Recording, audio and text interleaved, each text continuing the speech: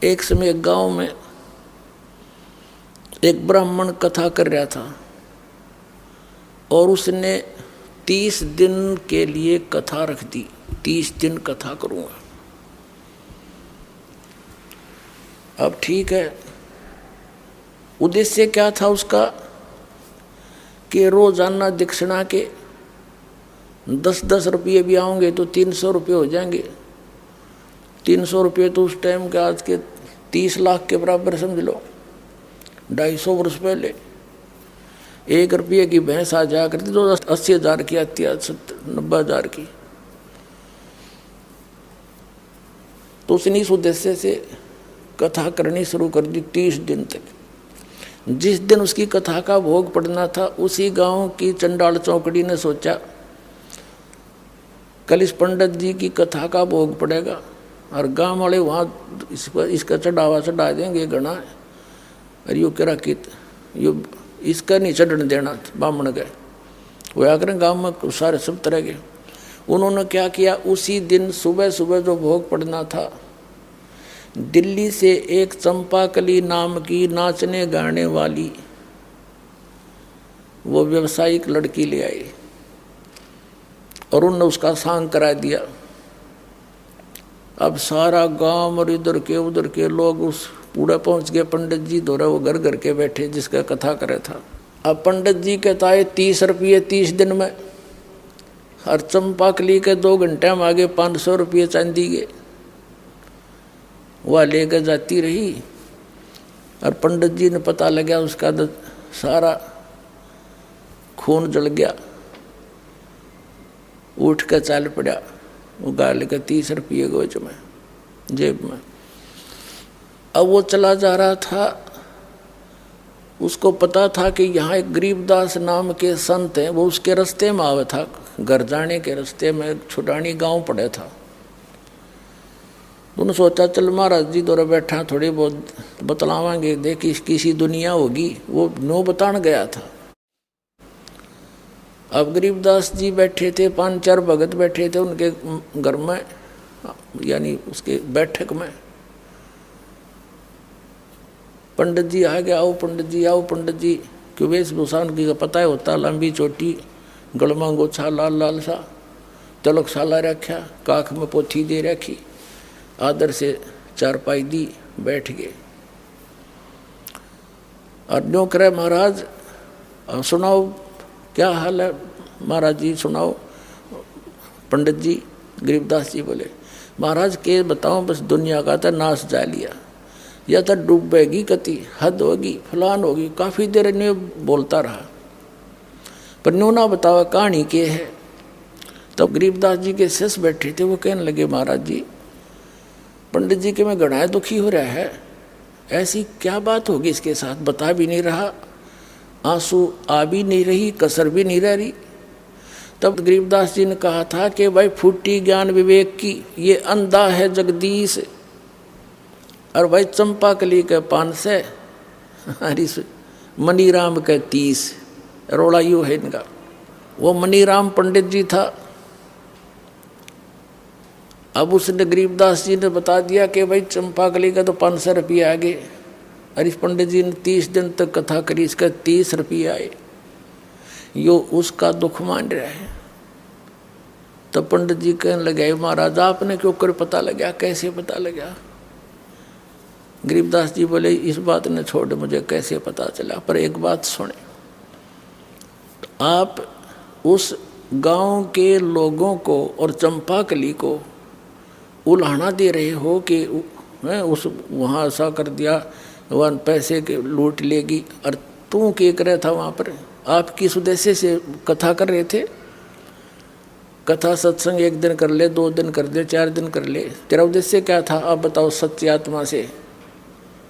उद्देश्य यही था कि 30 दिन में कम से कम 300 रुपये तावेंगे। एक बात बता पंडित जी, गरीबदास साहब बताने लगे उनका। जिस समय राजा परीक्षित को 7वें दिन सर्प ने डसना था,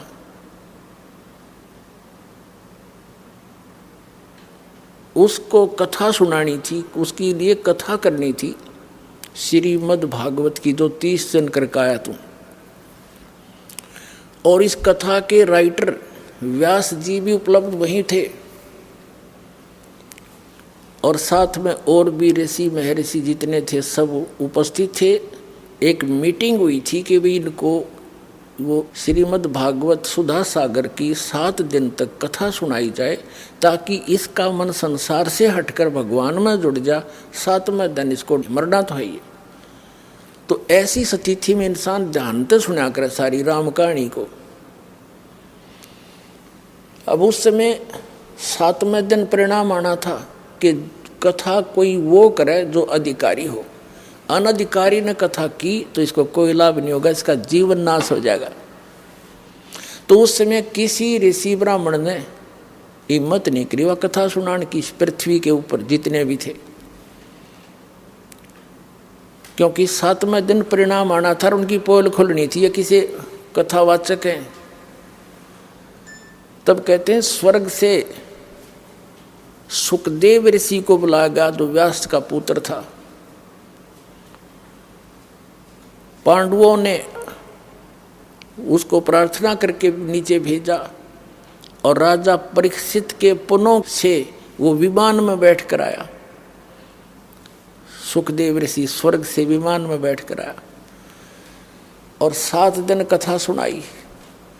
7 दिन कथा सुना के उस अधिकारी से कथा श्रवण करने से उस जो लाभ होना था इस श्रीमद् भागवत सुधा सागर से, वो भी सुखदेव के द्वारा सुनाएगी कथा कीगी। उस कथा से वह तुम्हारे जैसों से नहीं हो सकता था। क्या लाभ हुआ कि उसकी वृत्ति यहाँ से हट गई, और जो पुण्य उसने अपने जीवन में उस जब तक किए थे उनके आधार से उसके साथ शरीर तो यहीं रह गया उसका, सुखदेव के साथ वो स्वर्ग में चला गया। और इतना भी काम तुम कोई वो ऋषि नहीं कर सके, आपके जितने भी ब्राह्मण थे। और तुम इब का आँख में पोती दे के कोई खड़ा हो जाता है, ला मैं तो कथा कर दूंगा, तुम इनका जीवन नाश कर रहे हो, तुम अधिकारी हो। अब कान पकड़ दिया उस पंडित जी ने, नाक रगड़ दिया परमात्मा के सामने चरणों में कि भगवान मेरी आँख खोल दिया आपने, दीक्षा दे दो, मेरा कल्याण कर दो। अब तो कहते हैं 100 साल सिद्धर मैं करूं अपने जन के काज। तब उसको उपदेश दिया, कहा इस गंध न मत खा, छोड़ दे, यह कथा करनी पाप का भागी है, अनधिकारी। अब कोई झूठे लाइसेंस बनाता है, कोई डुप्लीकेट पासपोर्ट बनाता है झूठे, तो कितना अपराधी है वो। तो इसी प्रकार हमने जाना सतलोक ये नकली सब संत बने बैठे, मैं भी नाम दे दूं, मैं भी नाम दे दूं, मैं भी कथा कर दूं, पाठ कर देता हूं। तो ये टोटली नकली है। इस विश्व में इस दास के अतिरिक्त कोई भी अधिकारी नहीं है आज भगवान के ज्ञान बताने का और नाम देने का।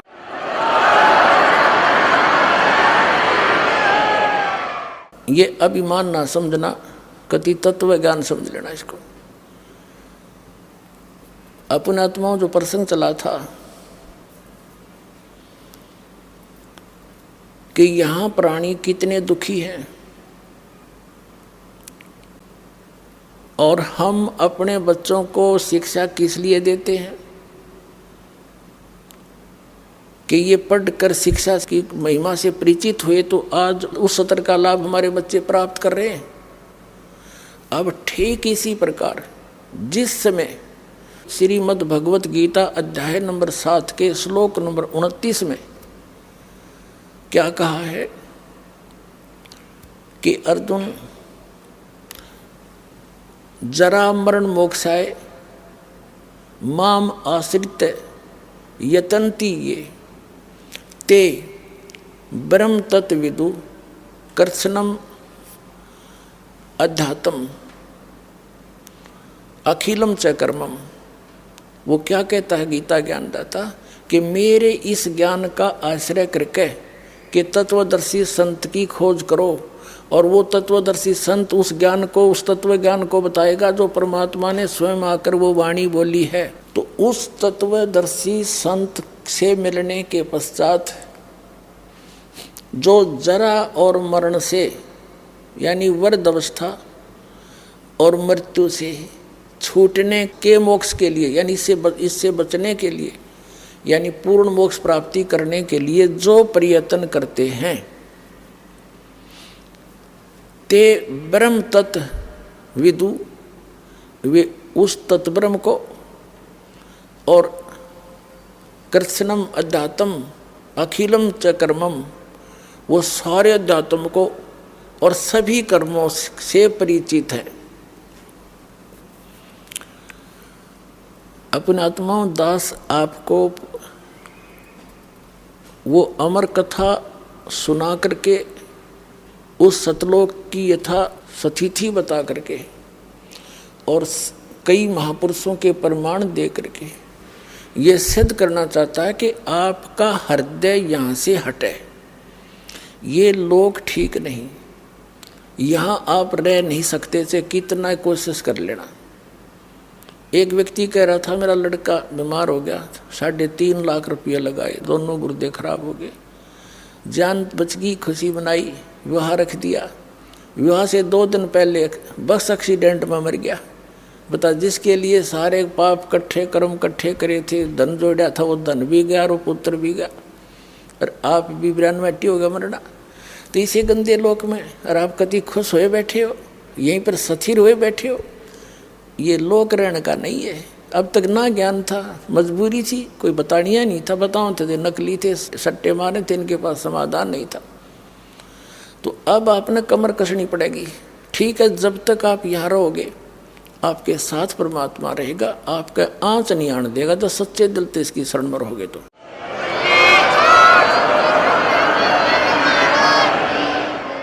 और ये भी आपको याद रहना चाहिए कि यहाँ रह नहीं सकते हम सदा, मृत्यु तो एक दिन होगी, और मृत्यु होगी तो आप यहाँ रह नहीं सकते जिसको अपना मान रहे हो।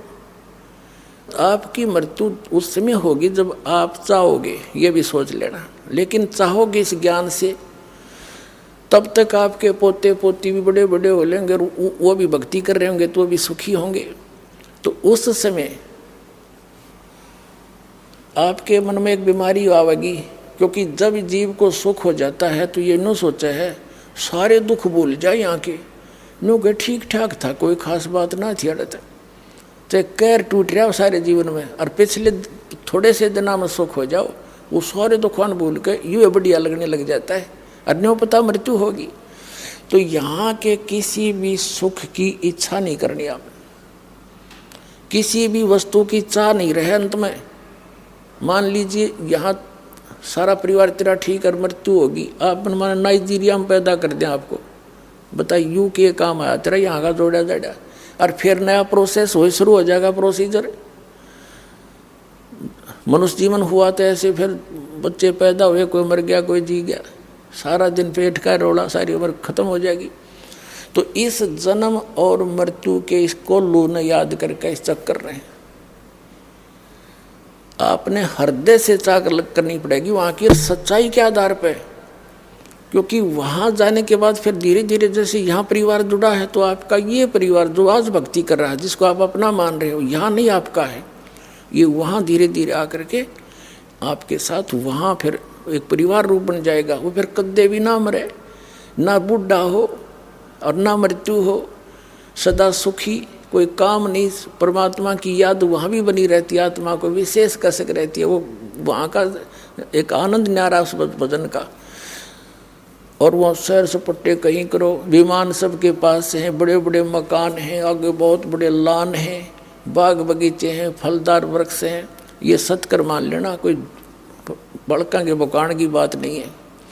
खुद संतों ने बताई, परमात्मा ने आके बताया, और आँखों देखा, उन महापुरुषों ने बताया जिन्होंने उस सचखंड को देखा, लेकिन उन्हें थोड़ा सा घुमा फिरा कर बताना था, नहीं तो ये नकली पंथ भी वही गुणगान लग जाते जो परमात्मा ने बता रखा था, तो उसको कोड वर्डों में बता रखा, और वो कोड वर्ड इस दास का समझ में आए कबीर भगवान की रजा से, और किसी का समझ में ना आए हुआ, तो उसके आधार से प्रत्यक्ष प्रमाण करके दिखाऊंगा आपको कबीर साहब की वाणी में, जिसको कबीर पंथी रोज पढ़ा करते। अब प्रसंग चल रहा था कि जो वो सुख है सतलोक में, और हम खोज रहे हैं इस मृतलोक में, नमक की बोरी में, और बुरा का टेस्ट कोई खोज रहा हो, कितनी समझ है उसके अंदर, उसको पता ही नहीं फिर बुरा कैसी होती है, कहाँ है। तो यहाँ जब तक हम उस पूर्ण परमात्मा के उस स्थान से परिचित नहीं होंगे, उस सुख से, और उससे परिचित कैसे होंगे? उन महापुरुषों के प्रमाण जिन्होंने आंखों देखा सचखंड और फिर वापस छोड़ा, और उनमें से विशेष आदरणीय गरीबदास साहिब जी और आदरणीय धर्मदास साहिब जी को परमात्मा ने ये विशेष ज्ञान दिया था,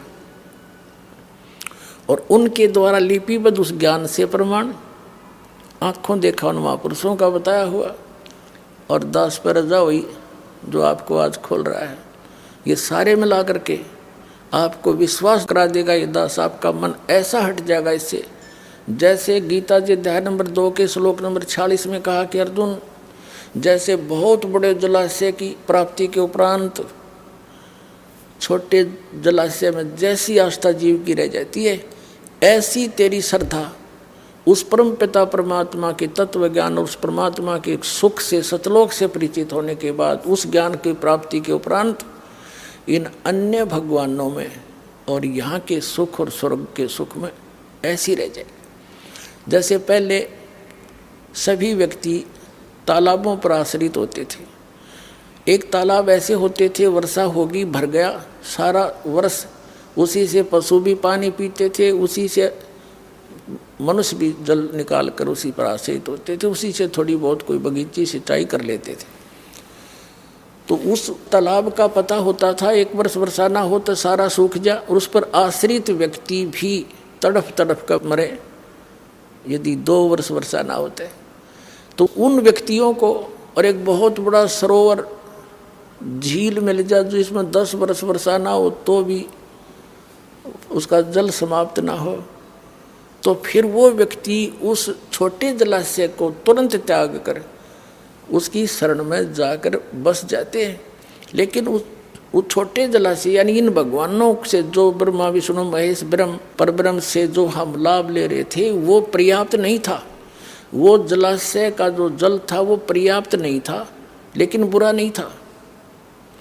और जब हमने वो मिल गया जलाशय, कौन जाखे उसकी तरफ? तो ऐसा समझ लेना वो सतलोक में इतना सुख है, ऐसी सदाबहार स्थिति। यहाँ तो 2 वर्ष वर्षा ना हुए दरे दराए रहे, जहाँ सारे टक्कर मार मार कर मरे जनता, एक दूसरे को खा जा बुड़ के भर भर के। ऐसे बहुत बार पीछे ऐसी स्थिति आई है। ये लोक है, ये तो परमात्मा ने दया बख्शी, पुण्यात्मा को जन्म दिया ताकि ये भक्ति करके पीछा छुटवा लें, सौदी दे दी, पंप वगैरह लगा लेते हैं, समय पर वर्षा कर रहे हैं। ये वैसे नहीं हो रही है। अब जितने भी मानव शरीर प्राणी हैं ये बहुत पुण्यकर्मी प्राणी हैं, लेकिन दुर्भाग्य उनका जो ये पहचान नहीं पा रहे इस दास के द्वारा दिए गए इस ज्ञान को, और वो वंचित इस मार्ग से। तो लेकिन परमात्मा का वचन है कि कलयुग में ये ज्ञान पूरे विश्व में जाएगा और पूरा विश्व इस ज्ञान को ग्रहण करेगा। एक बार ऐसी शांति आवेगी जैसे सतयुग में होया करे, क्योंकि यहाँ की इस बीमारी का पता चलेगा ये रोग है क्या, ये माया किस लिए जोड़ रहे हैं। सारा जीवन इस कोठी बंगले बनाने में खो देते हैं, हमारी मृत्यु हो जाती है, हम गधे बने हैं और कोठी नो की नो खड़ी है। बता कोई जीवन था हमारा? तो इस मालिक की शरण में आपको सुख भी मिलेगा, जो इस कलयुग में जो मिलने वाला सुख है वो तो आपको देगा ही देगा।